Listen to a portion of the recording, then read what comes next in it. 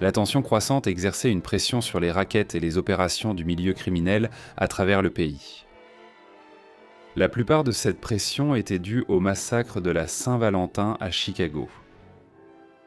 Avec l'ancien patron et mentor d'Al Capone, Johnny Torrio, prenant la tête, et Charlie Lucky Luciano ainsi que les autres délégués le soutenant, Capone fut choisi comme bouc émissaire, pour apaiser la pression exercée sur le milieu et ses dirigeants. Al Capone fut convaincu de se laisser arrêter pour une infraction mineure et d'être envoyé en prison pour une courte période, détournant ainsi la pression des médias et des forces de l'ordre pour le bien de tout le milieu. Après la conférence, le chef du milieu de Chicago, Al Capone, et son garde du corps, Frank Rio, se rendirent à Philadelphie, où 2 policiers complaisants les arrêtèrent et les accusèrent de port d'armes. Capone et Rio furent condamnés à 1 an de prison, mais ils furent libérés et de retour à Chicago après seulement quelques mois. Capone déclara plus tard à un historien : « Je leur ai dit qu'il y avait assez d'affaires pour nous enrichir et qu'il fallait cesser les meurtres, voir notre activité comme les autres voient la leur. Quelque chose pour lequel travailler quand nous rentrons chez nous le soir. Il n'était pas simple pour des hommes ayant combattu des années de s'accorder sur une gestion pacifique des affaires, mais nous avons finalement choisi d'oublier le passé et de recommencer. Nous avons rédigé un accord écrit que chaque homme a signé. »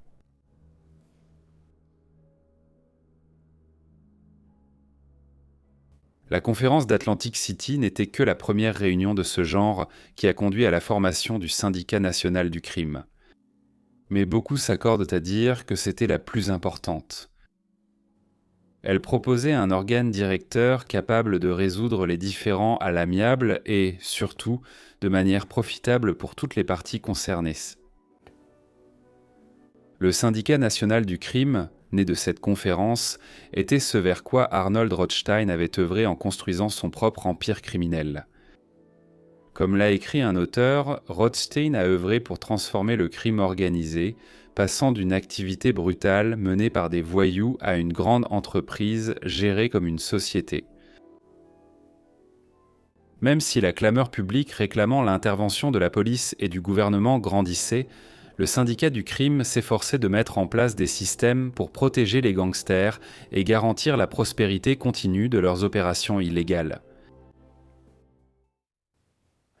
La fin du XIXe siècle et le début du XXe siècle ont vu un afflux d'immigrants transformant les villes portuaires de la côte est américaine comme Boston et New York en creuset de nombreuses nationalités, croyances et religions différentes.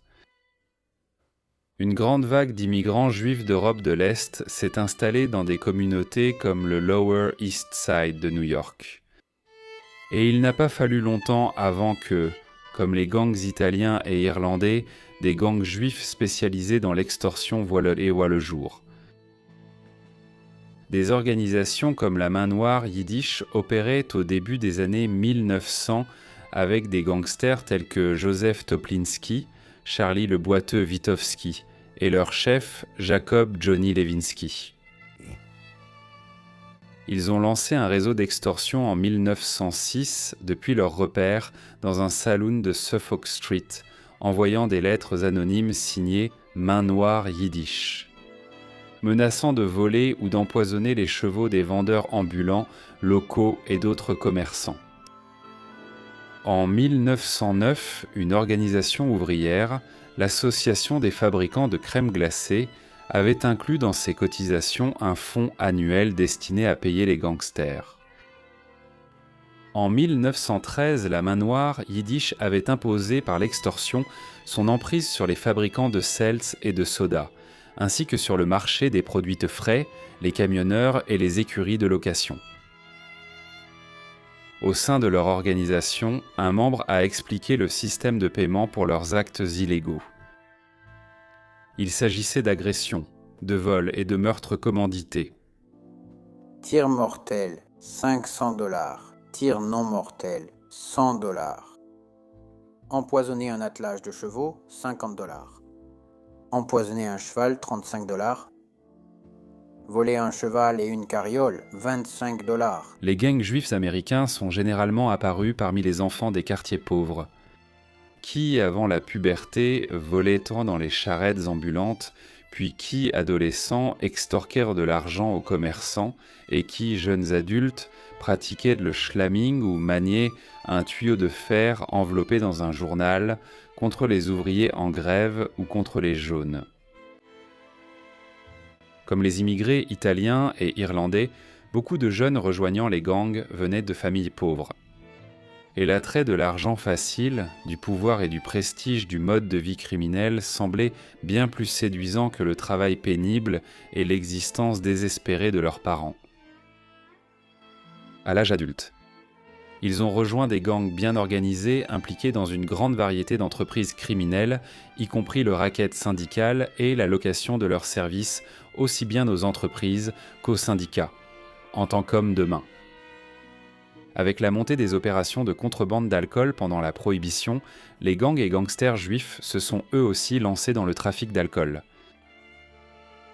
Le Purple Gang, également connu sous le nom de Sugar House Gang, était composé de contrebandiers et de braqueurs opérant dans la région de Détroit. Dans les années 1920, 4 frères juifs qui avaient émigré de New York, Abe, Joe Raymond et Izzy Bernstein, dirigeaient le Purple Gang. Ils ont grandi dans leur quartier comme petits voleurs et racketteurs, avant de passer au braquage à main armée et à l'extorsion sous la direction de gangsters plus âgés. Ils étaient connus pour leur méchanceté et leur sauvagerie. Une légende sur l'origine de leur surnom, le Purple Gang, vient d'une conversation supposée entre 2 commerçants. Ces garçons ne sont pas comme les autres enfants de leur âge. Ils sont marqués par cette couleur. Oui, ils sont pourris violets, comme la couleur de la viande avariée. C'est le Purple Gang. En 1933 à Détroit, on disait que le Purple Gang contrôlait de nombreux aspects du gouvernement local. Un citoyen inquiet, dont le nom a été censuré par le FBI, a écrit une lettre au bureau de Washington pour demander de l'aide face à la libération présumée de prisonniers contre de l'argent. 22 août 1933, Monsieur Joseph B. Keenan, Bureau d'enquête, Département de la Justice, Washington, D.C. Monsieur, si un simple citoyen en a le droit, puis-je porter à votre attention, pour enquête, une situation dont je suis convaincu qu'elle existe dans l'État du Michigan et dont la correction justifie une assistance fédérale. Je vous adresse cette demande en raison de récentes déclarations dans la presse concernant la détermination du gouvernement fédéral à éradiquer le gouvernement de gangsters politiques. Je suis convaincu que le gouverneur Comstock et un certain monsieur Isaïe Leboeuf sont impliqués dans la libération de prisonniers contre rémunération. Je vais énumérer, de mémoire et dans l'ordre de leur survenue, les événements rapportés dans la presse qui ont conduit à la conviction que j'ai exprimée. Nul doute que vous avez des enquêteurs sur le terrain qui connaissent la situation que j'ai exposée et qui sont capables de déterminer si les conclusions que j'en tire sont correctes. Je remarque que le 6 octobre est la date fixée pour l'enquête du comité sénatorial sur Detroit. À mon avis, en ce qui concerne les rackets, le maire, le commissaire de police et le procureur Toy, en particulier, font tout leur possible pour lutter contre les gangsters et les racketteurs. Mais leurs efforts seront de peu d'utilité si le chef de l'exécutif de l'État aide ou dirige un racket. Et, pour parvenir à ses fins, il est prêt à aller jusqu'à manipuler le système du jury et l'administration pénitentiaire. Pour être juste envers vous, je vous assure qu'aucun des fonctionnaires révoqués n'est un ami à moi, ni même connu de moi. Mon seul but en sollicitant votre aide est de voir l'injustice corrigée si mes soupçons sont fondés, ou d'être rassuré, grâce à votre enquête, que j'ai mal jugé l'accusé. Veuillez agréer l'expression de mes salutations distinguées. À New York, le gang Bugs and Meyer, dirigé par les célèbres gangsters Bugsy Siegel et Meyer Lansky, a défini le crime organisé juif américain et était rapidement devenu une référence pour les gangsters à l'échelle nationale. À l'origine, ils s'étaient unis simplement pour se défendre contre les gangs italiens et irlandais, mais Meyer Lansky, Bugsy Siegel et Lucky Luciano ont rapidement recruté des tireurs d'élite et fourni aux contrebandiers des camions volés et des chauffeurs. La police de New York a qualifié le gang de violent. Et pendant un certain temps, le gang de Bugs et Meyer avait absorbé, subordonné ou détruit la plupart des gangs italo-américains du Lower East Side de Manhattan.